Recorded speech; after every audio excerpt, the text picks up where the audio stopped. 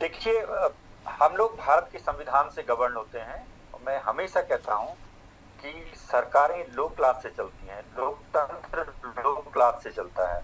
और वर्ष 2009 का कालखंड था केंद्र सरकार का, जब यूपीए की गवर्नमेंट थी। जी। डॉक्टर मनमोहन सिंह के कालखंड में 86वां संविधान संशोधन विधेयक लाया गया, जिसमें शिक्षा का अधिकार अधिनियम 2009 आया और वो 1 अप्रैल 2010 से लागू हुआ।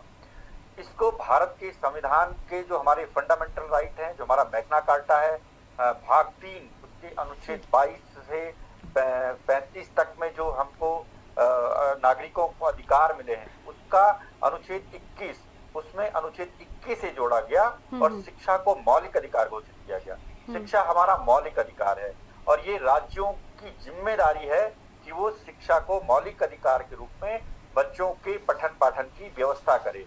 इस घटना से ये जो पूरी आपकी मैंने रिपोर्ट देखी अभी तक, और सरकार जो निजीकरण के रास्ते पर चली है, इससे लगता है कि सरकार पल्ला झाड़ रही है, सरकार के बूते की बात नहीं रही है, सरकार के हम्म। बस का नहीं रही है। तो हम्म। जब सरकार स्कूल जैसी प्राथमिक चीज को भी ठीक नहीं करेगी, तो हम्म। फिर सरकार होने का कोई मतलब नहीं है। अब हम्म। तो ऐसा लगता है कि धामी सरकार कोई प्राइवेट सरकार हो गई है। तो ये हम्म। सरकार नाम की कोई चीज नहीं है, अगर हम्म। आप एक बेसिक प्राथमिक विद्यालय को भी ठीक नहीं कर पा रहे। और वो प्राथमिक विद्यालय जो केवल प्राथमिक विद्यालय नहीं है, वो केवल शिक्षा का मंदिर नहीं है, उसके अलावा आप उसे इलेक्शन में भी उसका यूज करते हैं, उसको आप पोलिंग बूथ के रूप में यूज करते हैं।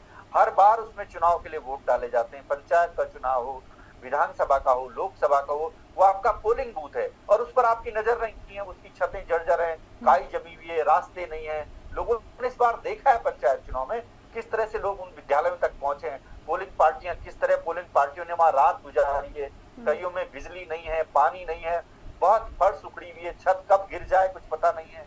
लोग डर के साए में बच्चों को अपने वहां नौनिहाल बच्चों को